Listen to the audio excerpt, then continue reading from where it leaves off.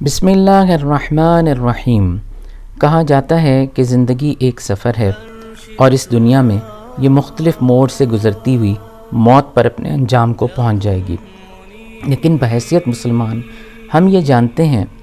کہ انسان کی زندگی کا سفر تو کائنات کی تخلیق سے کہیں پہلے سے شروع ہے، اور اس کا انجام کیا ہوگا اور کہاں تک پہنچے گا یہ بھی ہمیں نہیں پتہ۔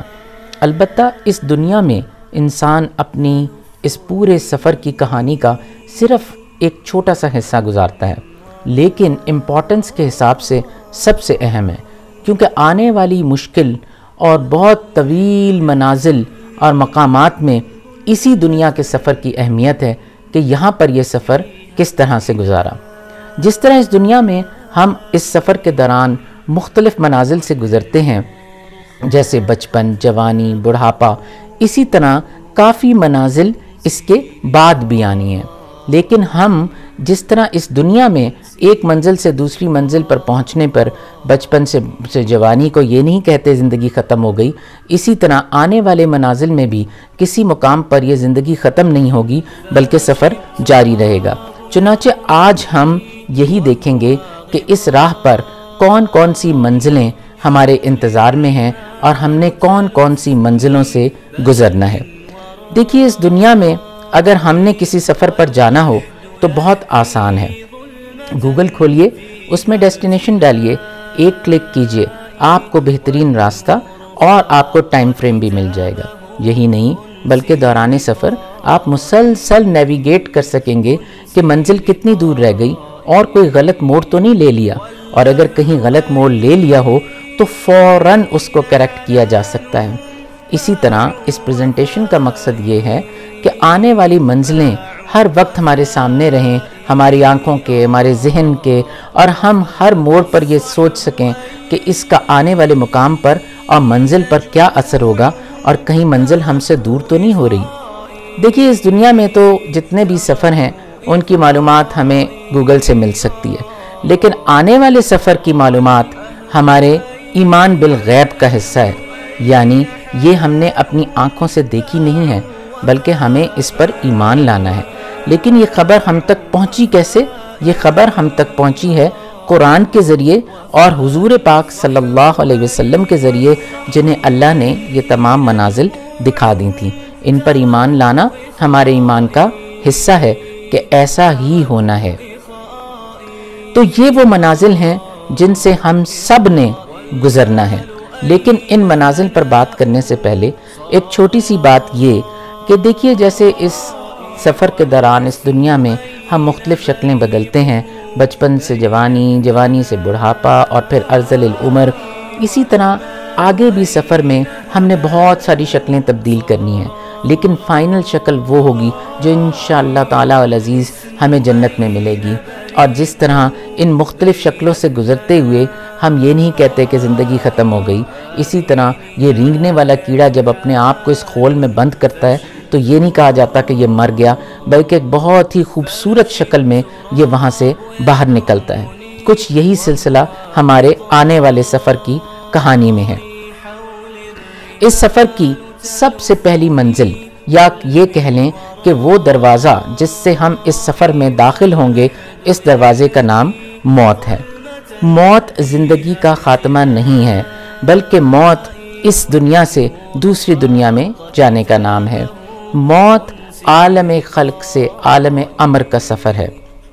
موت کو انتقال بھی اسی لیے کہا جاتا ہے کہ ایک جگہ سے دوسری جگہ جانا، یہ ختم ہونے کا نام نہیں ہے بلکہ اپنی شکل بدل لینے کا نام ہے۔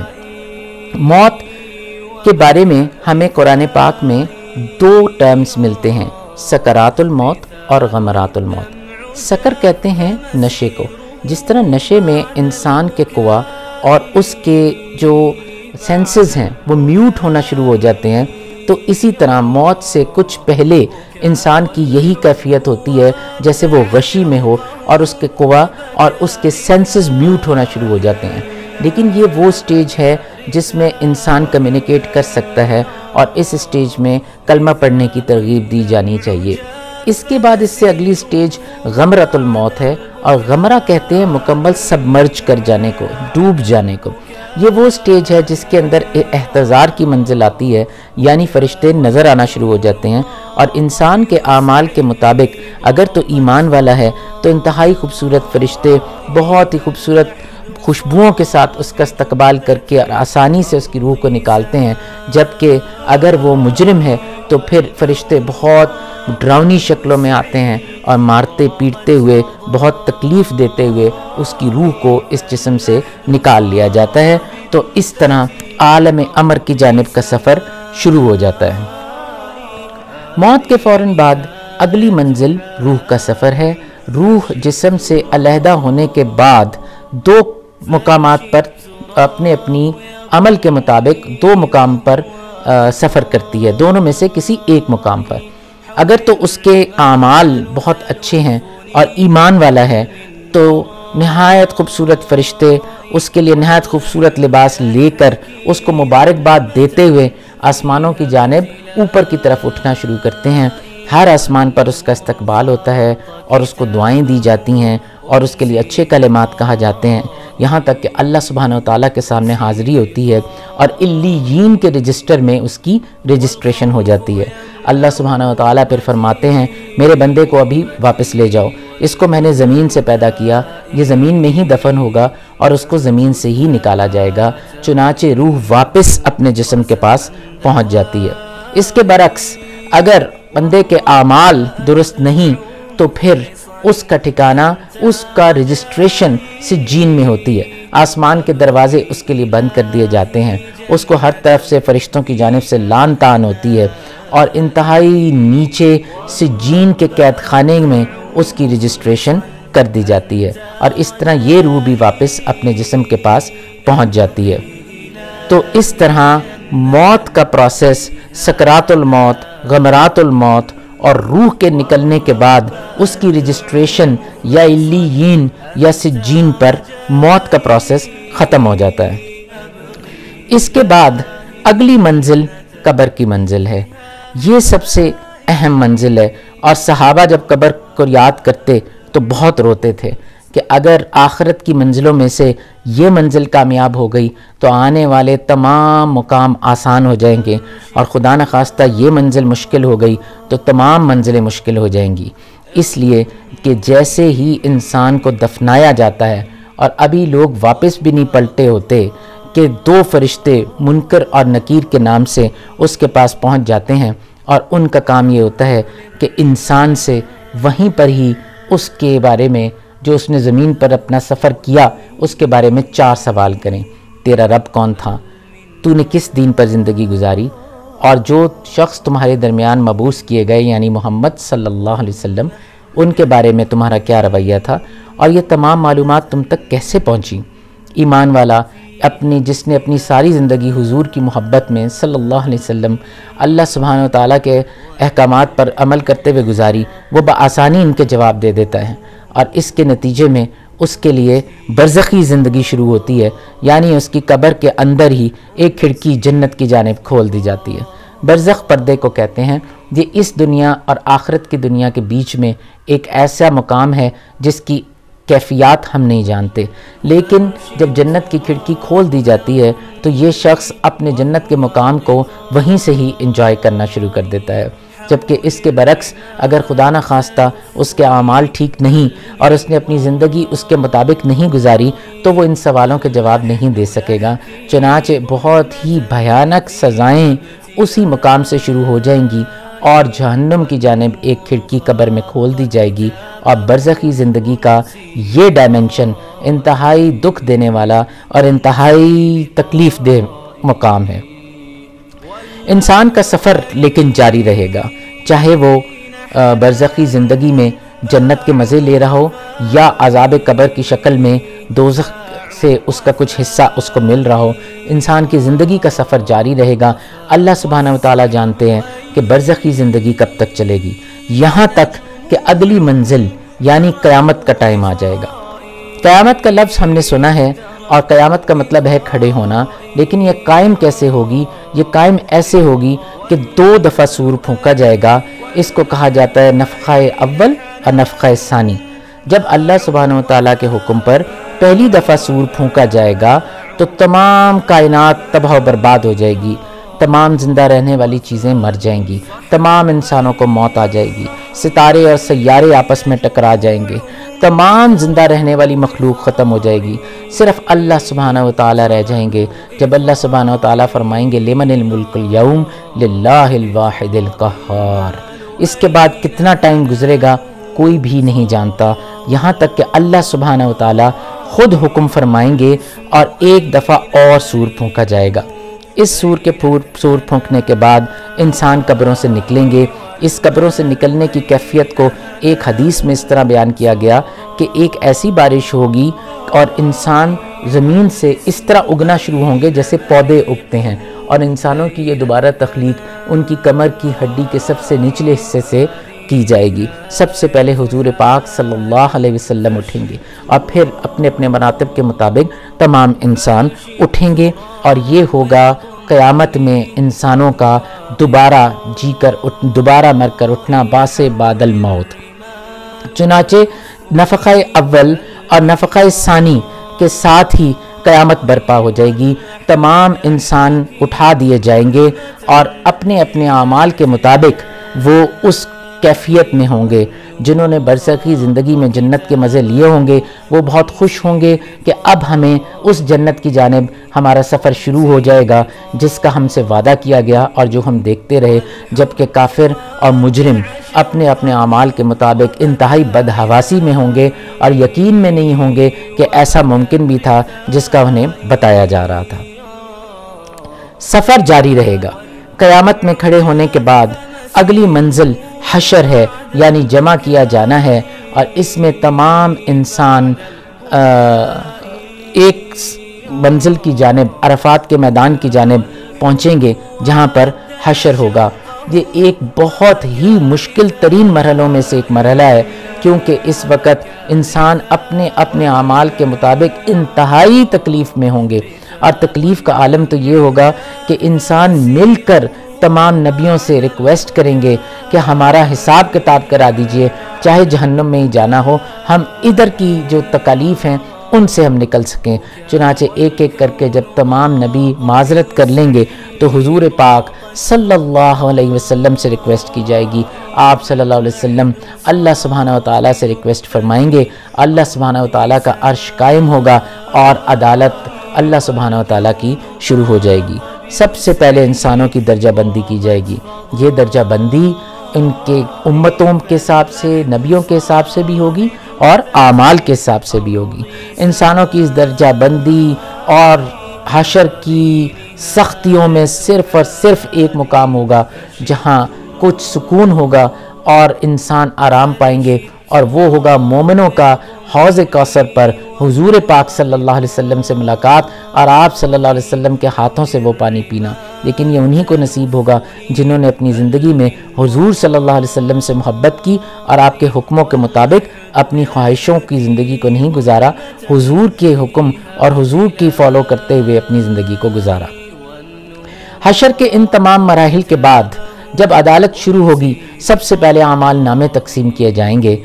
جنہوں نے اچھے کام کیے ان کے اعمال نامے ان کے دائیں ہاتھ میں دیے جائیں گے، وہ خوشی خوشی اپنے اعمال نامے لیے اپنی فیملیز کی طرف لوٹیں گے اور ان کے چہرے چمک رہے ہوں گے۔ اس کے برعکس جن کے اعمال نامے برے ہوں گے ان کو پتہ ہوگا کہ ہمارے اعمال ناموں میں کیا لکھا ہے، وہ انہیں لینے سے انکار کریں گے تو انہیں اعمال نامے ان کے ہاتھوں کے پیچھے زبردستی پکڑا دیے جائیں گے۔ اعمال نامے بانٹنے کے بعد اگلی منزل سوال و جواب کی ہے، محاسبہ اخروی۔ یہ محاسبہ نہ صرف انڈیویجول حیثیت میں ہوگا بلکہ امتوں کے حساب سے بھی ہوگا۔ کل امت جاسیہ، ہر امت دوسری امت پر گواہی دے گی۔ امت محمدیہ کی گواہی باقی تمام امتوں کے اوپر دی جائے گی۔ اسی طرح ہر پروفٹ سے بھی پوچھا جائے گا اور ہر امت سے بھی پوچھا جائے گا، اور اس کے بعد اس سوال و جواب کے سلسلے کے بعد انڈیویجول محاسبہ شروع ہوگا۔ اس انڈیویجول محاسبے کے اندر انسانوں پر گواہی لائی جائے گی، اور جب انسان اپنے اعمال کا انکار کر دیں گے تو اس کے اپنے اعضاء اس کے خلاف گواہی دیں گے، اور اس طرح مختلف گواہیوں کے ذریعے سے انسانوں پر ان کے گناہ اور ان کے اعمال کی حجتوں کو قائم کیا جائے گا۔ اس کے بعد اگلا مرحلہ ہے حقوق کی برابری، یعنی جس نے جس کے حقوق ادا کرنے ہیں، اس سب پروسیس سے گزرنے کے بعد وہ اپنی اچھائیاں ان کو دینی پڑیں گی، اور وہاں پر کرنسی صرف نیکیوں کی ہوگی۔ حتیٰ کہ کسی جانور نے بھی کسی جانور پر ظلم کیا تو اس کے ظلم کو وہاں پر برابر کیا جائے گا۔ چنانچہ ان حقوق کی ادائیگی، سوال و جواب، گواہی، محاسبہ اور حقوق کی برابری کے بعد اب اعمال نامے اس شکل میں آئیں گے کہ ان کو میزان کے اوپر تولا جائے گا، یعنی جو اعمال نظر آ رہے تھے کوانٹیٹیولی ان کی کوالیٹیٹیو ویلیو کیا ہے، ان کا وزن کتنا پڑتا ہے۔ چنانچہ بڑے بڑے اعمال جیسے کہ شہادت جب وہ تولا جائے تو ہو سکتا ہے کہ اخلاص کی کمی کی وجہ سے یا ریا کی وجہ سے اس کا کوئی وزن نہ پڑے، اور ہو سکتا ہے کہ ایک صرف منہ سے کہا ہوا کلمہ جب وہ اس میزان پر تلے تو وہ تمام اعمال سے باہری ہو جائے، کیونکہ وہ جس نیت اور جس خلوص سے پڑھا گیا۔ تو چنانچہ میزان پر اعمال نامے مکمل ہونے کے بعد حشر کا جو پروسیس ہے اور حشر میں جو بھی کچھ ہونا ہے وہ کمپلیٹ ہو جائے گا، لوگوں کو ان کے اعمال نامے فائنلائز فارم میں ان کو مل جائیں گے۔ اب اس کے بعد ایک اور بہت ہی خطرناک منزل انتظار کر رہی ہوگی جس کا نام ہے پل صراط۔ پل صراط ایک بہت تاریک جگہ ہے، جہنم کے بعین اوپر ایک پل ہے جس کے اوپر ایک بہت ہی باریک سی ایک پل ہے جس کے اوپر سے گزر کے جانا ہے، انتہائی اندھیرا اور نیچے جہنم۔ تمام نبی بھی پکار رہے ہوں گے رب سلم، یا اللہ سلامتی، یا اللہ سلامتی۔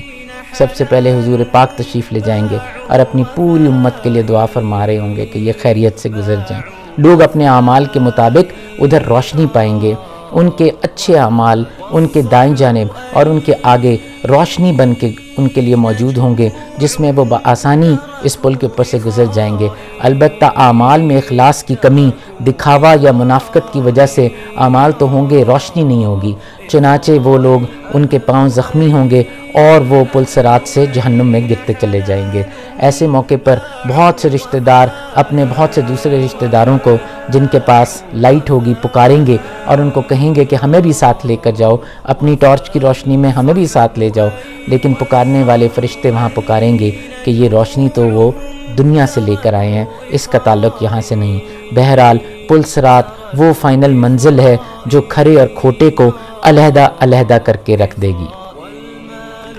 پل صراط سے گزرنے کے بعد ایک اور منزل انتظار کر رہی ہوگی جس کا نام کنترہ ہے۔ یہ وہ مقام ہے جہاں پر پل صراط سے گزر کر پہنچنے والے مومنین جو انتہائی خوش ہوں گے، ان کے دلوں سے غل کو دور کر دیا جائے گا، ایک دوسرے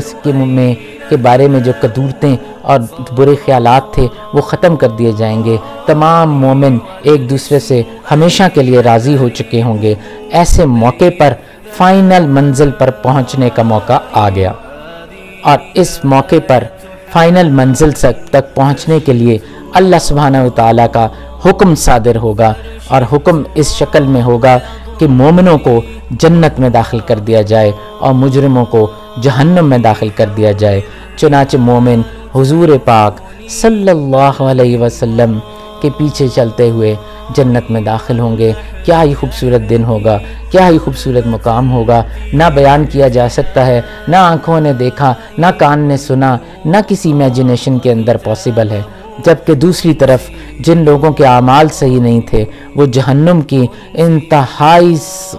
سخت وادیوں میں، انتہائی سخت سزاؤں میں جل رہے ہوں گے۔ اس طرح یہ کہانی ابھی ختم نہیں ہوئی۔ جنت اور جہنم میں پہنچنے کے بعد بھی ہمارے پیارے نبی صلی اللہ علیہ وسلم اللہ سبحانہ و تعالیٰ سے پھر ریکویسٹ فرمائیں گے اپنی امت کے لیے، اور بار بار ریکویسٹ فرمائیں گے، اور ہر دفعہ ریکویسٹ فرمانے پر وہ اپنی امت کے جہنمیوں کو اللہ سبحانہ و تعالیٰ سے ریکویسٹ کرا کے جنت میں لے کر آتے رہیں گے، یہاں تک کہ امت کے سارے پرخلوص لوگ جنہوں نے کلمہ پڑھا اور آپ صلی اللہ علیہ وسلم پر یقین لائے لیکن جن کے اعمال ٹھیک نہیں تھے، وہ جنت میں اپنی سزا مکمل کر کے جہنم میں اپنی سزا مکمل کر کے جنت میں آ ملیں گے۔ اس موقع پر یہ فیصلہ کر دیا جائے گا کہ اب جو جہاں جس مقام پر ہے وہ وہیں رہے گا، خالدین فیہا ابدا، ہمیشہ ہمیشہ ہمیشہ کے لیے اسی میں رہیں گے۔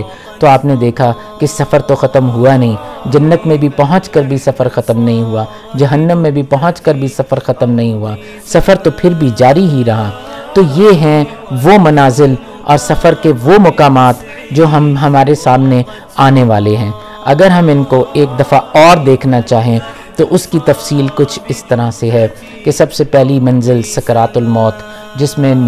سینسز کا نم ہونا، غمرات الموت، مکمل بے ہوشگی اور احتضار، پھر روح کا سفر علیین اونچے مقامات کی جانب، یا سجین بہت ہی برے رجسٹریشن کی جانب، پھر قبر میں منکر نکیر سے حساب، اور پھر برزخ کی زندگی اپنے عمل کے مطابق یا تو جنت کی جانب کھڑکی یا اللہ معاف کرے جہنم کی جانب، پھر اس کے بعد ایک لمبا عرصہ، اور پھر نفخہ اول جس سے کائنات درہم برہم صرف اللہ سبحانہ و تعالیٰ باقی رہے، اور اس کے بعد نفخہ ثانی جس سے قبروں سے نکلنا پڑا، اور قبروں سے نکل کر کشاں کشاں عرفات کے میدان کی جانب، میدان حشر میں جمع ہونا، درجہ بندی کا ہونا، حوض کوثر پہ حضور پاک صلی اللہ علیہ وسلم سے ملاقات ہونا، اور آپ صلی اللہ علیہ وسلم کی ریکویسٹ سے حساب اخروی کا سٹارٹ ہونا، اعمال نامے ملنا، دائیں جانب سے سامنے سے اور بائیں جانب سے پیچھے سے مجرموں کو، اس کے بعد سوال و جواب کا ہونا، گواہی کا قائم کیا جانا، حساب کا لیا جانا، ذاتی حیثیت میں بھی اور امت کی حیثیت میں بھی، پھر حقوق کی برابری ہونا، پھر میزان پر اعمال نامے کو تولا جانا، اور فائنلی پل صراط کے مشکل ترین مرحلے سے گزر کر اپنے اعمال کی روشنی میں مومنوں کی منزل جنت اور مجرموں کی منزل جہنم، خالدین فیہا ابدا۔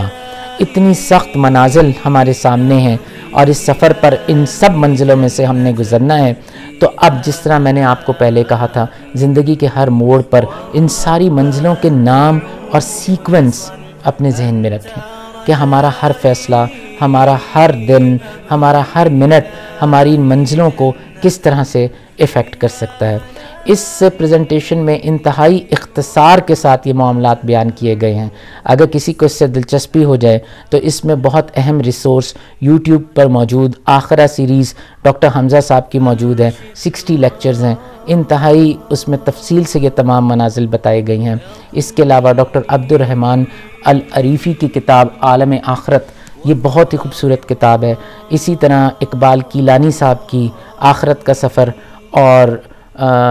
مختلف سکالرز کے اس میں لیکچرز موجود ہیں، جس میں کہ اوتھینٹیکیٹڈ احادیث اور آیات کے ساتھ اس سفر کی تفاصیل موجود ہیں۔ اس پریزنٹیشن کا مقصد صرف ان تمام منازل کو ایک دفعہ احتضار کی کیفیت میں رکھنا، سامنے رکھنا، کہ انسان کے سامنے رہے وہ یہ ساری منزلیں جن میں سے ہم سب نے گزرنا ہے۔ اللہ تعالی ہمارے لیے ان منزلوں کو آسان فرما دے، جیسے حضور پاک صلی اللہ علیہ وسلم بھی دعا فرماتے تھے، اللہم اعنی علی سکرات الموت اعنی علی غمرات الموت۔ اور اس موت کے سفر کو، آنے والی منزلوں کو اللہ تعالی ہمارے لیے آسان فرما دے، لیکن یہ اسی صورت میں ہوگا جب ان کی بارے میں ہم سوچیں اور اپنے آج کے فیصلوں کو ٹھیک کریں۔ ربنا لا تزغ قلوبنا بعد اذ ہدیتنا وہب لنا من لدنک رحمت انک انت الوہاب، وصلی اللہ تعالی علی خیر خلقہ محمد وآلہ وصحبہ اجمعین برحمتک یا ارحم الراحمین۔